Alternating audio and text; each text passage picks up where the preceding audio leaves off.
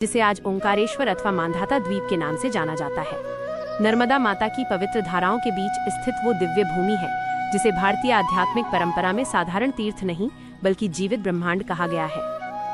ये द्वीप केवल मिट्टी और पत्थरों से बना हुआ भूभाग नहीं है, बल्कि इसे चेतना का ऐसा केंद्र माना गया है जहां सृष्टि का आरंभ, उसका संचालन और उसका लय तीनों एक साथ अनुभव किए जा सकते हैं। मान्यता है कि नर्मदा माता जब इस द्वीप को चारों ओर से आलिंगन करती हैं, तब इसका स्वरूप स्वयं में परिवर्तित हो जाता है। यही कारण है कि यहाँ स्थापित ज्योतिर्लिंग को ओंकारेश्वर कहा गया और संपूर्ण क्षेत्र को प्रणव तत्व का साकार रूप माना गया। प्राचीन ग्रंथों में मेदांता शब्द का अर्थ वेदों के अंत में प्रकट होने वाला परम सत्य बताया गया है, अर्थात वह स्थान जहाँ वेदों का ज्ञान मौन में विलीन होकर अनुभूति बन जाता है।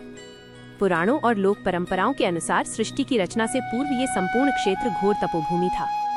जब सृजन का विचार ब्रह्मांड में पहली बार उदित हुआ, तब ब्रह्मा ने इसी भूमि पर आकर कठोर तपस्या की। दीर्घ साधना के पश्चात उन्हें वेदों का ज्ञान प्राप्त हुआ और सृष्टि की रचना का मार्ग प्रशस्त हुआ। यही कारण है कि मेदांता द्वीप का एक भाग ब्रह्मपुरी कहलाया। ब्रह्मपुरी को ज्ञान, वाणी, विवेक और सृजन का मूल केंद्र माना जाता है। यहाँ स्थित ब्रह्मेश्वर महादेव ये संकेत देते हैं कि सृष्टि से पहले भी शिव तत्व विद्यमान था और उसी से ब्रह्मा को सृजन की प्रेरणा मिली। कहा जाता है कि ब्रह्मपुरी की भूमि पर साधना करने से व्यक्ति की बुद्धि सूक्ष्म होती है, उसकी वाणी में सत्य का प्रभाव आता है और उसे अपने अस्तित्व के प्रश्नों के उत्तर मिलने लगते हैं। यही कारण है कि प्राचीन काल में अनेक ऋषि मुनियों ने इस क्षेत्र को अपनी तपस्या का केंद्र बनाया और बाद में आदि शंकराचार्य जैसे महापुरुषों ने भी यही अद्वैत वेदांत के रहस्यों पर गहन चिंतन किया।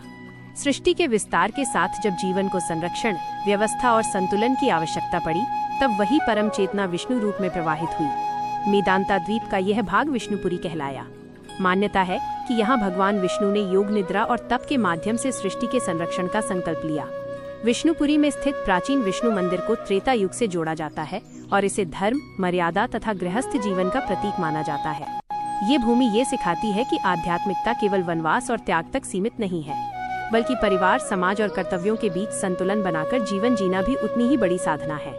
कहा जाता है कि जो व्यक्ति श्रद्धा से विष्णुपुरी में नर्मदा स्नान कर विष्णु का स्मरण करता है, उसके जीवन की उलझनें धीरे धीरे सुलझने लगती हैं और उसके कर्मों को एक स्पष्ट दिशा मिलने लगती है। काल चक्र के आगे बढ़ने पर जब सृष्टि में आसक्ति, अहंकार और अधर्म का भार बढ़ा, तब उसी चेतना ने शिवरूप धारण किया। मेदांता द्वीप का ये सबसे रहस्यमय और शक्तिशाली भाग शिवपुरी कहलाया। यहीं ओंकारेश्वर और ममलेश्वर ज्योतिर्लिंग स्थित हैं।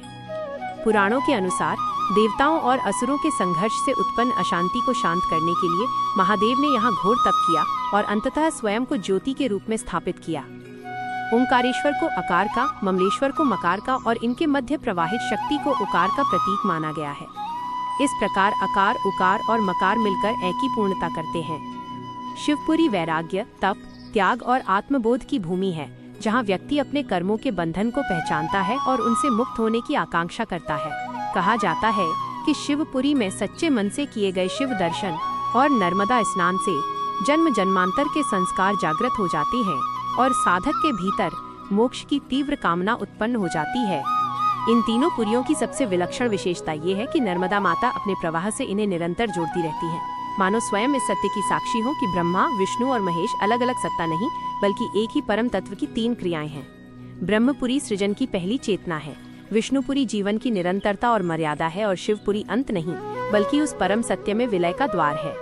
इस प्रकार मेदांता द्वीप केवल एक तीर्थ स्थल नहीं रह जाता, बल्कि यह मनुष्य के संपूर्ण आध्यात्मिक जीवन का प्रतीक बन जाता है, जहाँ जन्म से लेकर ज्ञान, कर्तव्य, वैराग्य और अंततः मोक्ष तक की पूरी यात्रा एक ही पवित्र भूमि पर अनुभूत की जा सकती है।